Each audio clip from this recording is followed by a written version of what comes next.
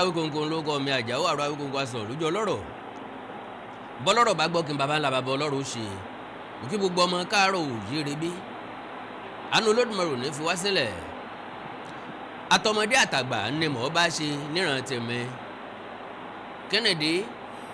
àwọn ọmọdé ń bá mi ṣe mo ní kí ló dé wọ́n ní mo lẹ́ran lálá àwọn àgbà ni mo tó fẹ̀yìntì bá gbà lò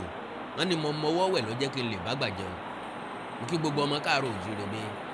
láìsí ẹ̀yin kò sí èmi kò sóǹgbè kò sóǹká lágbára ọlọ́run ní fi wá wọn ra wa ikú ò ní pa yá àìsàn ní ṣe ń lọ́jọ́ ikú ìpẹta lójú ran ikú ò ní pa mí kò ní pa wá nílé iṣẹ́ tiwa Awikoko TV and Advertising Company Limited. Bẹ́ẹ̀ bá gbàgbé oríṣiríṣi nǹkan ní lọ ní dúníyàn ọ̀pọ̀lọpọ̀ ìṣẹ̀lẹ̀ ní ìṣẹ̀lẹ̀ káàkiri àgbáńlá ayé eléyìí tí mo fẹ́ pẹ̀ kẹ́lù tí mo fẹ́ kájọ sọ̀rọ̀ nípa rẹ̀ òun náà ní ti olóyè Sunday Adé ọ̀jájẹ́ ẹlẹ́ẹ̀kejì ọ̀jájá tó fìdí ọlọ́tẹ̀ jálẹ̀ wípé bàbá fẹ́ fi olóyè Sunday Adéyẹmọ Ìgbòho jẹ ààrẹ Akoni Oduduwa àgbáyé bọ̀ wá ní bó bá jẹ́ pé bẹ́ẹ̀ lórí ìka tọ́tọ́ símú la fi romú ẹni tó kúnjú òṣùwọ̀n là á gbé síbẹ̀ olóyè Sunday Adéyẹmọ Ìgbòho tó gbangba sùn lọ́yẹ́ ó kájú ẹ̀ ó tó bẹ́ẹ̀ ó jù bẹ́ẹ̀ lọ. Bákan náà ni mo bá fídíò kan pàdé nígbàtí Alhaji Akeugba Gold tó ṣàbẹ̀wò sílé olóyè Sunday Adéyẹmọ Ìgbòho níbi tó ti sọ nípa ìṣẹ̀lẹ̀ tí ó fẹ́ ṣẹlẹ̀ kó tó di pé àwọn jàǹdùkú ọlọ́pàá wọn wọlé olóyè Sunday Adéyẹmọ Ìgbòho tí wọ́n ba lé jẹ́ bọ̀nà jẹ́ tí wọ́n dẹ́mi àwọn èèyàn légbodò tí wọ́n mú àwọn èèyàn nígbèkùn lọ Àbújá. Kí ni ìṣẹ̀lẹ̀ ọ̀hún ò ní wípé bàbá mi Àtàndá alówó lòdù bí ìyèrè ọmọ àjòwú yọkọ lẹ́nu abíkun tọ̀ọ̀tọ̀ lẹ́yìn His Imperial Majesty ọba Lámídì Adéyẹmọ ẹlẹ́ẹ̀kẹta Ọláìwọlá kọ́lọ́wọ́n bá ọdẹlẹ̀ fẹ́ èèyàn rẹ̀ pé bàbá ti fẹ́ fi olóyè Sunday Adéyẹmọ Ìgbòho joyè kọ́lọ́jọ́ tó dé kódà lẹ́tà ti ṣe tán ìjọ tí wọ́n mọ̀ sọ pé wọ́n fẹ́ mú lẹ́tà lọ sílé olóyè Sunday Adéyẹmọ Ìgbòho òun náà ni àwọn tó wá ṣèkọlù ni wọ́n ṣèkọlù ẹni tí ó parọ́ ní pẹ́lẹ́rì òun bẹ lọ́rùn according to àfà Akeugba Gold Sheikh Akeugba Gold òun náà ló wà in between ọba Adéyẹmí àti olóyè Sunday Adéyẹmọ Ìgbòho òun ni alàgàtà tí ń bẹ láàrin wọn òun náà làbá máa pè ní alárinà gbé èèyàn náà ni máa ń fìyàn lọ́yàn kí wọ́n tó fìyàn joyè ọba tó fẹ́ fi ọ́ joyè lè má rí ọ ó lè má rí iṣẹ́ rẹ o ọ̀pọ̀lọpọ̀ nǹkan tá à ń ṣe lórí social media àwọn kábíyèsí wọ̀nyí kì í wò ó òwò ọ̀dẹ̀ ní lọ́kàn wípé àtìlísọ yẹ kán bá máa rí wọ́n bí sì ju gbogbo nǹkan wọ̀nyẹn lọ àwọn tí wàá ń rí ní ọmọ yìí tọ́ sóyè abẹ́yẹ já fún lóyè iṣẹ́ báyìí ní í ṣe so àkójọpọ̀ èèyàn ìní máa ń bí oyè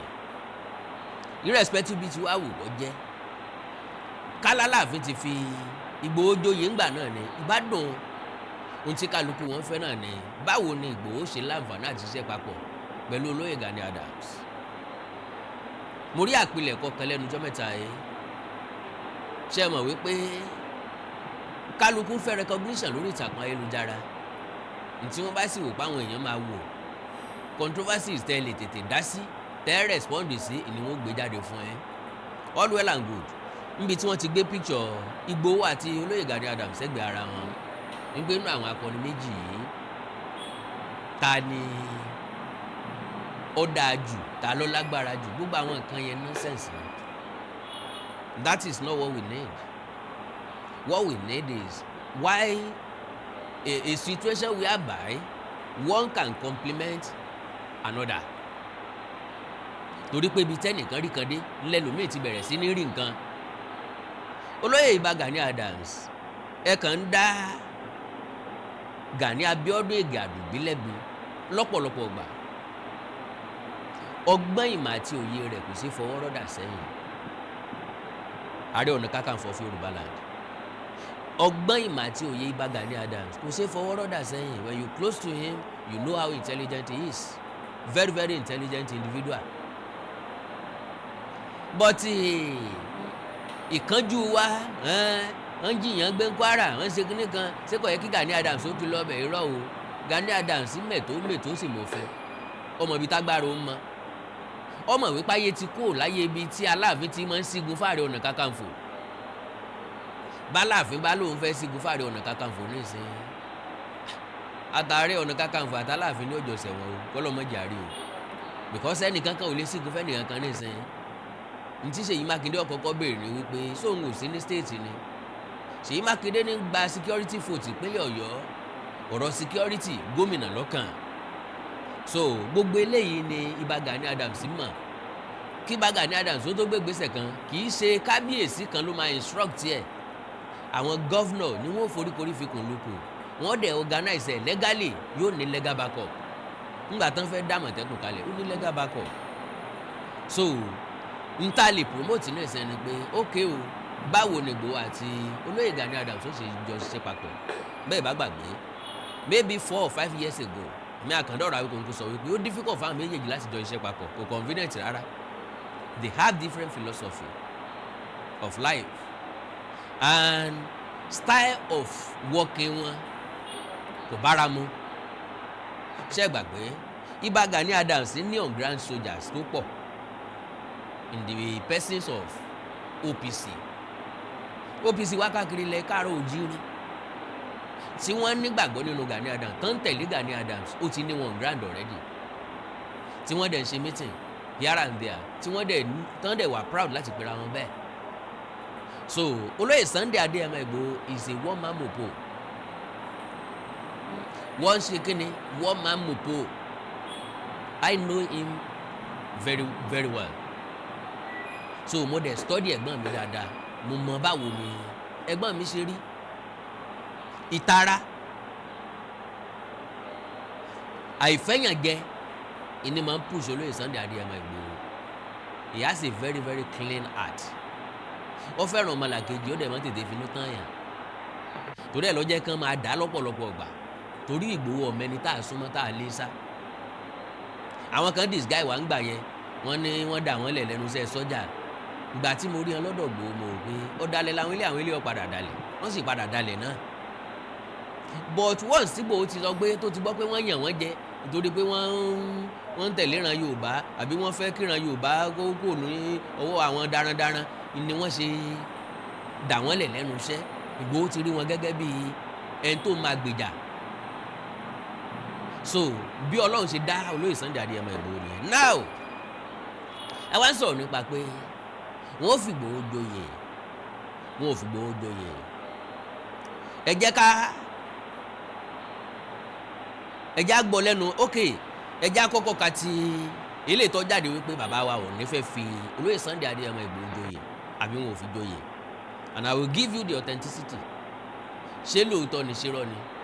ìgbà wo ni ó wáyé bò ni ó ṣe wáyé lágbára Ọlọ́run. Ṣùgbọ́n ẹ jẹ́ á kọ́kọ́ kaná ká tó wá lọ gbọ́ ọ̀rọ̀ ti àfáà Sheikh Akeugba Gold. Ooni to install Sunday Igboho as Ààrẹ Akoni Oduduwa worldwide. The Ooni of Ife, His Imperial Majesty Ọba Adéyẹyè Ernest Ogunwusi Ọjájá II is set to install Yoruba activist Chief Sunday Adeyemo, popularly known as Sunday Igboho, as the Ààrẹ Akoni Oduduwa worldwide, a reverse chieftaincy title within the Yoruba traditional institution, according to a tweet shared by Africanism Culture Imakun, currently making the rounds on X. The Imperial Majesty decision represents a profound royal endorsement of Sunday Igboho, recognizing his role, influence, and sacrifices in the cause of advocating for the Yoruba people and the preservation of their ancestral heritage. The tweet further claimed that the title, which translates to brave warrior, is being conferred in recognition of Igboho's courage, selflessness, and unwavering commitment to Yoruba unity, security, and cultural dignity, elevating its recognition to a global level with the addition of Oduduwa worldwide. and I quote, "A significant and resonant moment is unfolding within the cultural and political landscape of the Yoruba nation in a move that speaks to profound recognition and royal endorsement. His Imperial Majesty the Ooni of Ife, Ooni Adeyeye Ogunwusi Ojaja II, is set to bestow a weighty chieftaincy title upon one of the most iconic and contentious figures of recent times, Chief Sunday Adeyemo, popularly known as Sunday Igboho. He will be installed by the referred title of Akoni Oduduwa worldwide. This decision is far from a routine honor. It is deliberate and powerful affirmation from the foremost Yoruba throne. The title itself, Akoni, translates to a brave warrior or a valiant one, a designation steeped in history and respect. By appending Oduduwa worldwide, the Ooni elevate this recognition to a global scale, acknowledging Igboho's influence far beyond Nigeria's borders.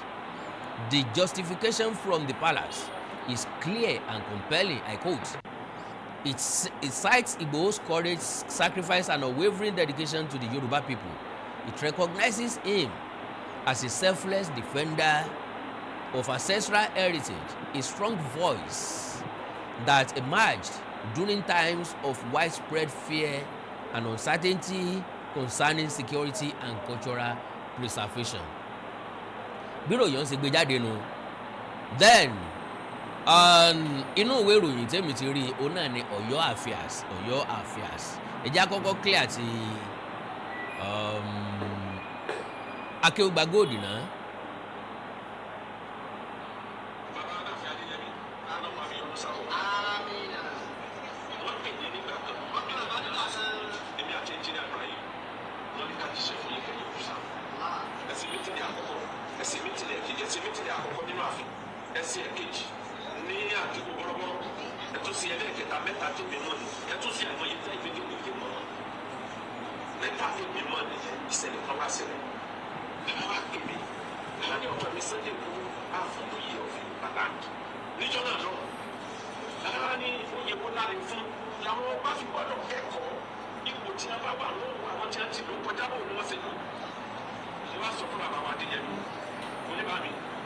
Sunday Igboho sọ fún mi pé wọ́n ti fa àwọn jẹjagun àwọn ìjọ kan ti fi wọ́n jẹjagun of Yorùbá land ilẹ̀ ti jọ ní. Kí ló dé tẹ̀yìn sáàpù ẹ̀ kọ́ máa jẹjagun of Yorùbá land? Bàbá ní ọ̀rọ̀ ló sọ yìí o, àwọn máa ronú sí fún ti méjì. Ọ̀yọ́ kì í joyè tẹ́lẹ̀ kan bá ti jẹ. Àwọn ìlú kan bẹ tí wọ́n ń jẹjagun. Ìkejì, àwọn ìdílé kan bẹ lọ́yọ̀ọ́ tí wọ́n ń jẹjagun. Wọ́n ní tí ọba bá ti ń lọ jẹ oyè tọ́ba ẹgbẹ́ rẹ̀ kan ti jẹ rí ọ̀fẹ́ wọra ilẹ̀ ni.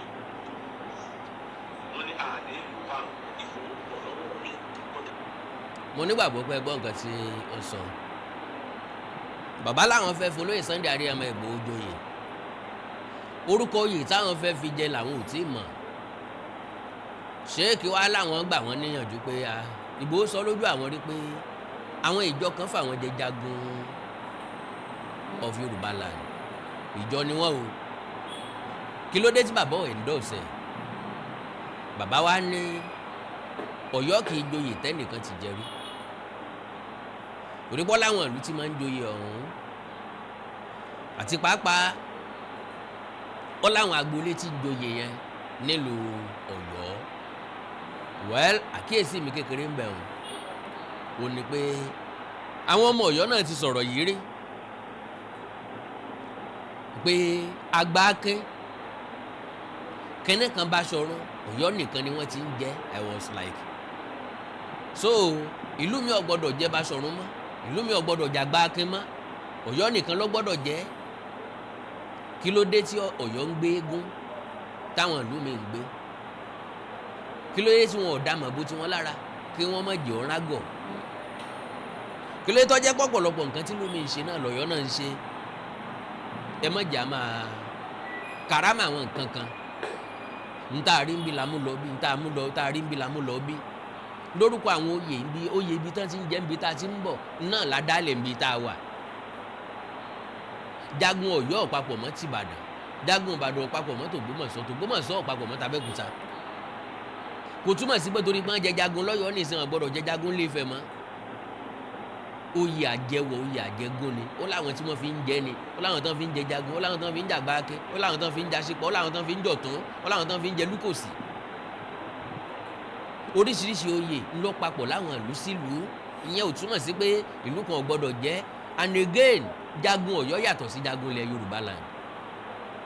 Jagun Ọ̀yọ́ oyè àjẹwọ̀ oyè agboolé ni ló máa jẹ́. Jagun of Yorùbá land oyè ìdálọ́lá lásán ni.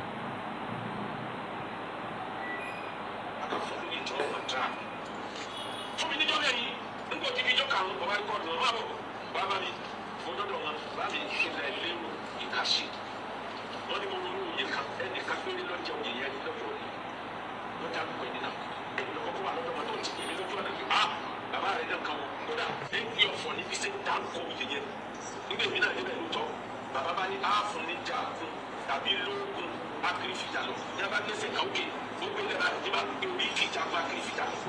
wọ́n tó ìṣẹ́jú márùn-ún tí wọ́n wí tẹ̀léra wọn wọ́n ní kí ló fi ṣe lẹ́yìn ẹnì kan yóò ju ẹ̀ àwọn jagunjagun ayé ni wọ́n jẹ́ ààfin jẹ́ kó wọn àtẹnimú fi jẹ́ kàkà fún kálí tó fọwọ́ sowó pọ̀ lójú ẹ̀. That is it. ìyẹn ní oníjà kan méjèèjì ọjà torí ẹgbẹ́ mi àbúrò ní bòjú jẹ́ pẹ̀lú àwọn tá a bá jọ pọ̀ sí àwọn àlejò àwọn méjèèjì bàbá wa ní tó bá ti lọ́la yọjú sí mi á tẹ̀lé táyì ó dọ́dọ̀ bàbá jọ kejì wọ́n ní bàbá sùn ọ̀rẹ́ Now ó tọ̀rọ̀ ni bàbá Aláàfin sọ. Àkọ́kọ́ ni pé gẹ́gẹ́ bí nǹkan tèmi náà sọ fáwọn méjèèjì láti jọ iṣẹ́ papọ̀ ńlá lè jọ oko ọ̀nà tá a lè mọ sán nìyẹn. Bí lọ́pọ̀ ọgbà àbúrò lè burú di ẹ̀gbọ́n lọ. A ti rí nínú Ṣàngó àti Dàda ò lè jà ó lábúrò tó gbójú. Ẹ má wàá gbàgbé o tàbí bẹ́ẹ̀ bá gbàgbé karan yín létí àbí tó bá jẹ́ pọ̀ mọ́ jẹ́ sí pọ̀ nínú àwọn tí ń wò wá káwé kájí wọn bó nínú oorun pé Ìbà Gani Adams ti burú bí olóyè Sunday Adéyẹmọ Ìgbòho rí tàbí burú ju Sunday Ìgbòho lọ rí. Ẹni tó bá fèsì federal government akẹni Gani Adams ti fèsì federal government rèé pẹ̀lú ẹgbẹ́ OPC tó kó jọ. Ọgbọ́n tí mo máa ń sọ ńgbà náà ni pé à ń ṣeré ikú fọbajó ńgbà tá a bá ń ṣe inú gbẹndú sáwọn mobile police pé kán yìnbọn sí a ṣé èsì pàǹsẹ̀rí ikú fọbajó nù láì ìgbà tá à ń sọ OPC. So kí wàá ló jẹ́ kí Gani Adams ó gentle òun náà ni arrest tíjọba bá grip ẹlẹ́ẹ̀kan gbogbo egun ẹ̀ tó le kankankan yóò rọ̀ kò sẹ́ni tó le tíjọba mú tí ò padà rọ̀ bó o bá le tíjọba mú ọ tó o tún padà le àjẹpẹ́ wọn lọ padà ti parí ayé ẹ̀ kò jù bẹ́ẹ̀ lọ because mímú tán bá ti mú ọ ọ̀pọ̀lọpọ̀ ẹ̀kọ́ tó ọ̀kọ́ tẹ́lẹ̀tẹ́lẹ̀ ìmọ̀ tó ọ̀mọ̀ tẹ́lẹ̀ òye tí ò yé ọ tẹ́lẹ̀tẹ́lẹ̀ yóò ti yé ọ tọ̀dọ̀ wọn wá ó ti mọ báńdìrì ibi tá a sọ̀rọ̀ dé ibi tá a gbọ́dọ̀ sọ̀rọ̀ dé ibi tá a hùwà dé ibi tá a gbọ́dọ̀ hùwà dé ní tá a gbọ́dọ̀ ṣe ní tá a gbọ́dọ̀ ṣe ní tó lè mú yàn pẹ́lẹ́wọ̀n ní tó lè mú kéèyàn ó gbégbé ayé ìrọ̀rùn kálukú ó túùsì kan bẹ̀. Gbogbo alágbọ́ngbà tán arrest Gani Adams ń gbà yẹn federal government ń jubilate ni so somebody like that ní section tiẹ̀ ní generation tiẹ̀ ní period tiẹ̀ ní time tiẹ̀ ó ti pay dues ẹ̀ ìgbà tán fi Gani Adams jàre ọ̀nà kakanfò ńgbà yẹn ní tí mo máa ń sọ fáwọn èèyàn tó bá fẹ́ gbé mi ni pé ó ti pay dues ẹ̀. Gani Adams is a warrior bóyá akórìíra ẹ̀ o bóyá afẹ́rẹ́ ẹ̀ o ẹni ìtàn tó bá wù pé kálukú sọ nípa rẹ̀ èmi can tell you categorically pé Gani Adams ti pay dues ẹ̀. Likewise olóyè Sunday Adéyẹmọ Ìgbòho ti pay dues ẹ̀. Anybody tó bá fi joyè nísìnyí ẹni oyè tó bá fi jẹ nísìnyí àjẹmọ́nú ni torí pé àgbàtà lọ́kàn ó lẹ́ni tó ń bá lé ńgbà tá a nílò èèyàn Sunday Igboho lọ bá lé Sunday Igboho lọ jáde sí wa Sunday Igboho lọ respond sí wa so that is the reason why tó fi tọ́ sí oyè ìdálọ́lá bóyá látọ̀yọ́ bóyá láti Ifẹ̀ bóyá láti anywhere so ẹ jẹ́ kí n kàn play eléyìí díẹ̀ kákan gbọ́ nǹkan tó kí n kàn fi establish àwọn nǹkan kan then kí n wá fò síbi nǹkan tí mo fẹ́ sọ gangan nípa ti Ọọ̀ni ti Ilé Ifẹ̀ pápápá. nígbà tí yàtọ̀ táwọn tó yọjú bẹ́ẹ̀ nígbà tí yọ̀kẹ́ ni bàbá gbé mi wọ́n ní kò tí ní ká tẹ̀lé ta yìí èmi ti sọ fún lóye lẹ́ni tí wọ́n tẹ̀lé ta bàbá tó sílé wọ́n ní bàbá náà ló ránṣẹ́ ìwé àgbà kò kéde nígbà tí yọ̀ọ̀ká mo tún débẹ̀ ẹni tí ó tẹ̀lé bàtí dé wọ́n ti tẹ̀lé géètì ìfẹ́ bàbá wa fún mi mo kà ó ní àwọn ti dára lọ́wọ́ nílé sọ̀rọ̀ yẹ kó ṣáájú àìláfà mi lọ wá padà kó wá fún mi torí tí ó ṣe kí àìlè mo padà wá fún mi ní ìfẹ́ kó wá ti kápá fún ọjà wọ́n tó máa ìdájọ́ máa sábà ẹ̀ kẹ́kọ̀ọ́ máa sábà jà fẹ́ èmi bá mú kọ́pì lẹ́tà yẹn tẹ̀lé lọ́lé nígbà tá a lọ́jọ́ kejì èmi ò tí ò wí pé wọ́n ṣáìkì inú lẹ́tà wáyé bàbá kan pè mí ní níbi aago 5 ìwọ lọ́wọ́ máa mú lẹ́tà kọ́pì tí o fẹ́ yẹn máa ń bọ̀ bàbá mi dọ́dọ̀ wọn bàbá ní sọ́gbọ́n tó ṣẹlẹ̀ bámi mo ṣẹ̀ṣẹ̀ jí náà ní ìjọ fẹ́ wọ́n ti ṣáàkì ọ̀rẹ́ mo lẹ́tà yẹn wá láàmú sí lọ́jọ́ wájú wọ́n ti mú fún wa ọmọ ìjà àjọba àjọ lárí ní bàbá sì padà lọ ọba lọ́wọ́ ni. That is experience.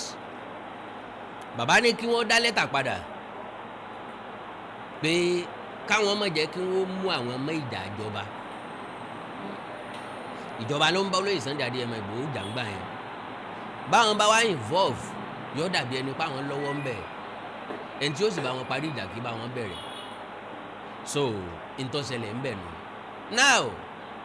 that is ọ̀rọ̀ lórí ọ̀rọ̀ oyè. Ìyẹn túmọ̀ sí pé bàbá wa Aláàfin àná fẹ́ fún olóyè Sunday Adéyẹmọ Ìgbòho jẹ jagun. Now to the best of my understanding níwọ̀n bá àgbà tó jẹ́ wípé ìjọba ń tẹ̀ síwájú ni ipò ọba ń tẹ̀ síwájú ni ibi táláàfin àná gbede láláàfin òní ti bẹ̀rẹ̀ èmi ìbá recommend fáláàfin òní ọba Òwò Adé oyè tí Aláàfin àná nílẹ̀ fún olóyè Sunday Adéyẹmọ Ìgbòho this is the right time láti fún olóyè Sunday Adéyẹmọ Ìgbòho jẹ́ kábíyèsí o Ọlọ́run ràn yín lọ́wọ́ o àtó control yín o but gẹ́gẹ́ bí ọ̀rọ̀ àmọ̀ràn ni o pé ibi táláàfin àná gbede ẹ lè yọrí ẹ̀ ìyẹn máa jẹ́ another thing láti fi máa ṣèrántí yín. God bless you. Now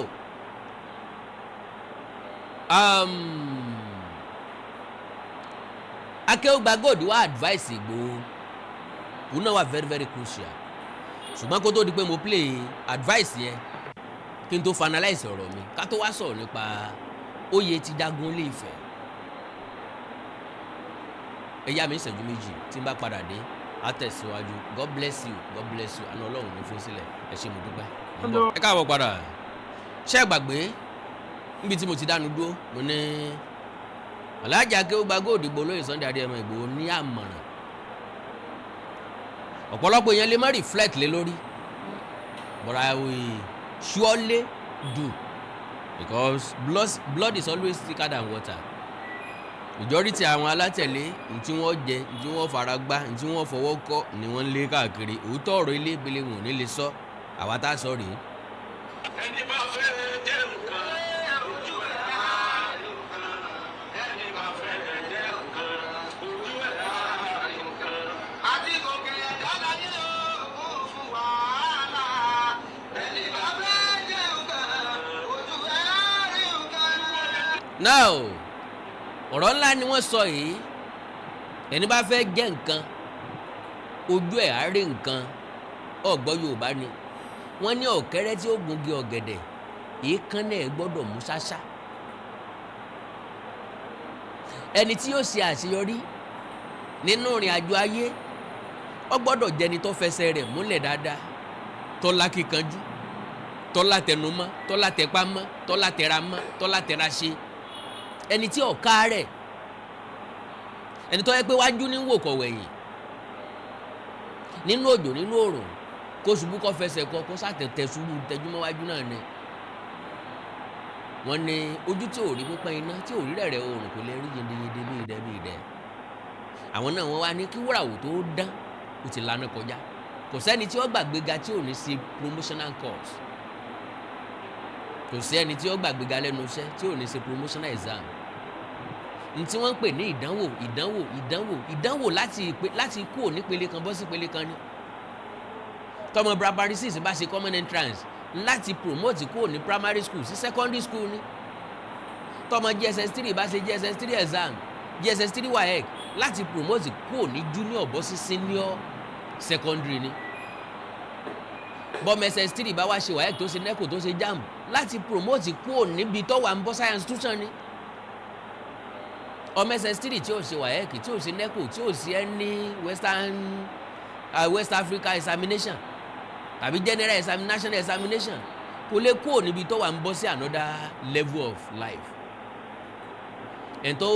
tó kàwé tó ló ń fẹ́ ṣe masters yóò ṣe master course, ó fẹ́ gba PhD ó ṣe PhD course láàyè ọ̀tọ̀. So gẹ́gẹ́ bẹ́ẹ̀ lólóyè Sunday Adéyẹmọ Ìgbòho ti ṣe ẹ̀sáàmù tiẹ̀ ó ti wá pass nínú ẹ̀sáàmù ẹ̀ ìnìpọ̀ fẹ́ kú lórílẹ̀‐èdè yìí wọ́n mú lórílẹ̀‐èdè Kútọ́nù wọ́n fi sínú àtìmọ́lé fún odidi ọdún kan. lẹ́yìn ẹ̀ ó jáde kó tó di pọ́ jáde ìyá tó bí sáyé ti jáde láyé. ẹ̀sáàmù ẹ̀ tọ̀fù gan majority wa ni ò ní fẹ́ gbàdúrà rẹ̀ ṣùgbọ́n kò tí Sunday Igboho wà lẹ́ẹ̀mọ́ lé òkìkí tó nílẹ̀ mọ́ lé orí ọ̀fẹ́ tó nílẹ̀ mọ́ lé. meanwhile olóyè Sunday Adéyẹmọ Ìgbòho gangan fúnra lára ẹ̀ dáa ṣe ti wá rí i ní tí mo sọ fún Ìgbòho ń dọ́kínní àná bọ̀dá ẹ jẹ́ ká ṣe díẹ̀ tí wọ́n bá àrẹ́sì èmi ìwọ níbi tó lè tẹ́ bọ́tìn sí tí wọ́n fi rìlíìsì mi tí wọ́n bá àrẹ́sì wo àwọ̀ lágbára kẹ́kẹ́ tá a fẹ́ sà ju pé kákan máa pariwo lórí social media lọ a sì kékeré apariwo ayányányán ọ̀ǹtí táwọn àgbààgbà tó bá wa dá sí ló tó níyànjú. now kò sẹ́ni tó lè ṣìpẹ̀ ààrẹ ẹnìkan ni ó ṣìpẹ̀ fún ọ. ìgbà tán àrẹ́sì mi ń jò ní Ìgbòho pè wọ́n yá àbúrò mi ni ẹ bá ń fílẹ̀ kí ni tẹ́ fẹ́ gbà. that is him. so now ẹnìkan náà wá ṣìpẹ̀ àwọn èèyàn kan náà wá jókòó wípé ọmọ wa ẹ gbọ́dọ̀ ní freedom wọ́n jà fún lóyè Sunday Adéyẹmọ Ìgbòho. Ìgbòho has paid his dues. ẹni tí ó wàá jẹ nǹkan ojú ẹ̀ ó rí nǹkan ojú Ìgbòho nítòkù tí ọmọ rí náà ni kọ́ máa rówó kọ́ máa rọ́mọ kọ́ máa rá ìkú tí ṣe baálé ọ̀rọ̀ kọ́ máa rí ìgbéga lórí ìgbéga kí iṣẹ́ rẹ̀ kọ́ bẹ̀rẹ̀ sí ní gbèrú sí i kí gbogbo nǹkan ẹ̀ tó ti lọ kọ́ padà wá ní ìlọ́po àìmọye kọ́ lọ́n bá ń dákò lọ rẹ̀ padà nítòkù tí Ìgbòho ọmọ rí nìsín nù. àwọn mi ò ní ti ń dá wàhálà lẹ̀ lè Yorùbá sí sábà ti fẹ́ nìkan lóye kan ẹ má ti bá wọn fà á. nígbà tí wọ́n ń fa oyè tán lẹ́nu jọ́ mẹ́ta ká ní wọ́n wá pòsíṣàn tó lè sọ̀rọ̀ gbà yẹn ni wọ́n máa ń joyè tán lọ́yọ̀ tó yẹ ká fẹ́ ní tí wọ́n fún ẹni tó bá jẹ́ àkọ́bí ọba ni wọ́n máa ń fún àwọn kò sáré mọ́mọ́ nígbà tí ò sáré mọ́mọ́ ẹgbẹ́ nìkan ní ààrẹ wọn fi Yorùbá láti rà ìbá níyì jù yẹn lọ ẹ wá wò tóbi ìmọ̀ràn ẹlẹ́kẹta olóyè Ìgbòho ọba tó ní ìwé fi yín sílẹ̀ ọ̀rọ̀ yín wá gbà ọ̀rọ̀ ẹ ti dé inú àgbà pẹ̀lẹ́pẹ̀lẹ́ lé fún àgbà jù ọmọ aráyé àwọn jìyàn jìbìtì bọ́lọ̀ bá yí wọ́n tán lọ́nà kan ló kù téèyàn wò yìí ètò kan tí o bá gbọ́dọ̀ kọ́kọ́ jà fún sí step by step ní regional government ní tiẹ̀ kọ́kọ́ jẹ́ ìwọ kọ́kọ́ dájú náà ẹ dáwọn ọ̀nà náà dájú regional government nígbà tá a bá ti ní regional government ilé ìgbà lẹ́yìn yóò easy. Now this is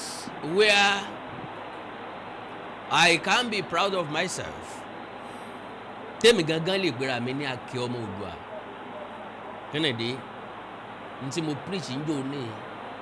tí gbogbo wọn fi ń ṣépè fún mi tán fi ń pè mí lọ́dà lélẹ́lẹ́ nígbà tí mo ní Yorùbá nation is possible this time around mo ní ẹjá béèrè fún restructuring kí wọ́n dájọba padà sí ẹlẹ́kùnjẹkùn ká máa lo effort wa láti béèrè fún regional government same thing ńlá kí ó gbàgbọ́ òde ń sọ̀rọ̀ pé ká tó débi tá à ń lọ tí mo sọ language mo lò ń gbà yẹn nìyẹn pé ká tó débi tá à ń lọ àkọ́kọ́ débi kan náà ẹjẹ́ àkọ́kọ́ débi tá a fẹ́ déhùn ká tó máa lọ bí tá à ń lọ.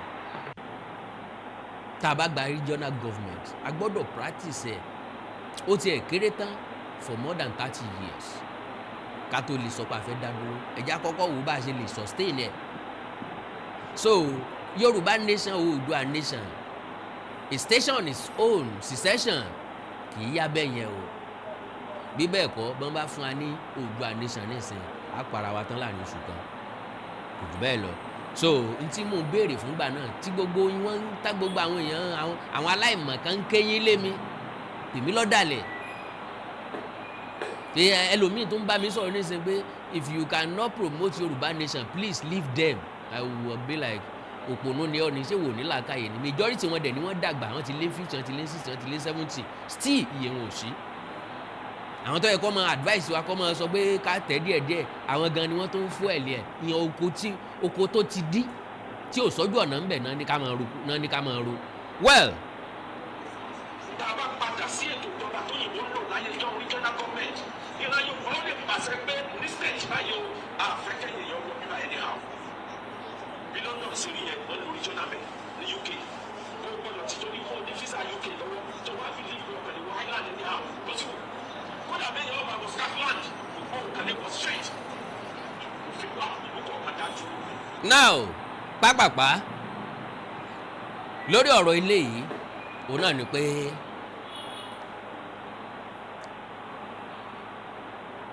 Sheikh Akeugba Gold ó advice olóyè Sunday Igboho another advice náà ni wípé gbogbo ẹni tí Igboho bá ti rí ní Igboho máa ń like tínú bá ń bí Igboho máa bínú fúfúfúfú ó dẹ̀ ti tán náà nìyẹn reality nìyẹn nígbà tí nǹkan pè mí àti olóyè Sunday Adéyẹmọ Igboho pọ̀ between Friday and Monday inú Igboho ti rọ̀ àwọn ọlọ́pàá tó ń wo pé sáà lo oògùn fúnra wa gan ni nígbà tó bá wọn sọ̀rọ̀ pé àbúrò mi ni òun ló fààyè gbàlà pèsè tó fi wó sáàrin wa àwọn ọlọ́pàá was like ṣe é fògùn bára yín sọ̀rọ̀ ni àwọn dẹ̀ ti tán jọ́ náà ló dẹ̀ ti tán náà nu so bínú Igboho ṣe rí ni Igboho ṣe ń wà bínú Igboho ṣe rí ni Igboho ṣe ń ṣe nǹkan tínú ẹ tó bá ti bínú sí ọ ó ti tán pátápátá ni kò sẹ́kù sọ́kàn ẹ̀ ní tó fi ń mókè níbi gbogbo nǹkan tó fi excel níbi gbogbo nǹkan táwọn yóò fi máa wò ó pé ìgbésí ayé àwọn yẹ kó dáa ju tiẹ̀ lọ tí Igboho fi ń lọ sókè tí ò fi wálẹ̀ tó olóyè Sunday Adéyẹmọ Igboho now nípa ti pé Ọọ̀ni fẹ́ fi Igboho joyè mo láǹfààní àti sọ fún ọ pé baba ńlá rọ ni o gbogbo àwọn tó gbé ìròyìn yẹn fake ìròyìn ni wọ́n gbé Ilé Ifẹ̀ ò sọ nǹkan kan nípa pé wọ́n fi Igboho joyè kankan Ọọ̀ni ọ̀dẹ̀ gbégbèsè kankan Ọọ̀ni ọ̀dẹ̀ sọ nǹkan kan me telling you categorically but unfortunately ìròyìn yẹn Ọ̀yọ́ Affairs ni mo ti rí mi ò mọ̀ pé irú Ọ̀yọ́ Affairs náà lè gbé ìròyìn bẹ́ẹ̀ ìròyìn tẹ́yìn ò fìdí ẹ̀ múlẹ̀ orí Facebook ló ti pọ̀ àwọn èèyàn ti gbé wọ́n share ẹ̀ now tẹ bá rí tí mo kà jáde yẹn yìí gan kọ̀ọ̀kan wá jókòó wò pé so àwọn èèyàn lè jókòó láti kúùkù nǹkan gẹ́gẹ́ bẹ́ẹ̀ náà ló ṣe rọrùn láti kúùkù fake history lórí ìran káàró òjíire toríṣiríṣi àwọn èèyàn ń gbé káàkiri tán ń pè ní authentic lónìí fiction mo sọ kinní kan fún yín mo ní tó bá mọ àwọn èèyàn tí wọ́n lè create story tẹ́ẹ̀dẹ̀ wo nínú TV téèyàn ó sì máa sunkún téèyàn ó sì máa gbé bí kò mọ̀ tàn mọ́ tẹ́ẹ̀ tó máa ṣépè fáwọn tí ń ṣe nǹkan tán hà tínú ẹ̀ èso lórí burúkú ni ẹ ti gbàgbé pé story wọn mọ̀ kọ́ ọrọ̀ ajé tí wọ́n máa ń ṣe wọ́n máa ń hà tí fíìmù lásán mọ̀ ni àwọn tán ṣépè fúnra wọn tán lura wọn ní ìsìn tán bá tún parí fíìmù tí kámẹ́rà bá ti kó lójú wọn wọ́n tún dì mọ́ra wọn ó tún kí sí ara wọn so gẹ́gẹ́ bẹ́ẹ̀ iná làwọn èèyàn kan wà tó jẹ́ pé fake news làwọn èèyàn máa ń cook àwọn kan lè ṣe in favour of olóyè Sunday Adéyẹmọ Igboho no you can't push what is not èèyàn kì í drag nǹkan tí ò tinú tàbí tọkàn wá Ọọ̀ni tí Ilé Ifẹ̀ lè fún olóyè Sunday Adéyẹmọ Igboho joyè ẹjọ́ wa lọ́tọ̀ kan bàbá as at now kò sí nǹkan tó jẹ mọ́ bẹ́ẹ̀ kò sí nǹkan tó jẹ bẹ́ẹ̀ èmi Àkàndá Awikoko ni mo sọ pẹ̀lú gbogbo ẹnu pé Ọọ̀ni ò ní lọ́kàn o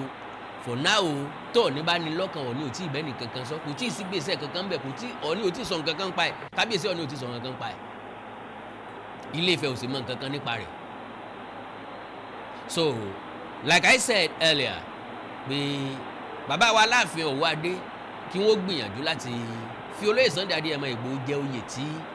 bàbá wa Aláàfin àná ò tí ì fún wọn jẹ wọ́n fẹ́ fún wọn jẹ tí wọn ò ráàyè fún wọn jẹ tán fi lọ then ìgbésẹ̀ tó bá kù àwọn ìlú tó bá kù tán fẹ́ fi oyè dá olóyè Sunday Adéyẹmọ Igboho lọ́lá they will do so gbogbo àwọn tó ń gbé fake news kan wà very very careful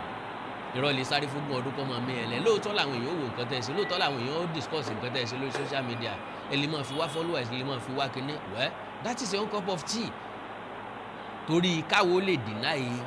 ntọ́ bá jẹ́ fake ni làwa ṣe wà ntọ́ bá jẹ́ reality bó bá jẹ́ pé reality ni bí mo ṣe ká náà ní sọ pé lóòótọ́ ni bàbá wa Ọọ̀ni Ọ̀jájá second wọ́n fẹ́ fún olóyè Sunday Adéyẹmọ Igboho jẹ́ ààrẹ akọni Oòduà ok Ọ̀yọ́ náà ti fẹ́ fi wọ́n jẹ jagun of Yorùbá land ààrẹ akọni Oòduà worldwide kò sí ntọ́jọ́ bẹ́ẹ̀ nílé Ifẹ̀ for now mi wàá mọ̀ lọ́jọ́ iwájú o God bless you.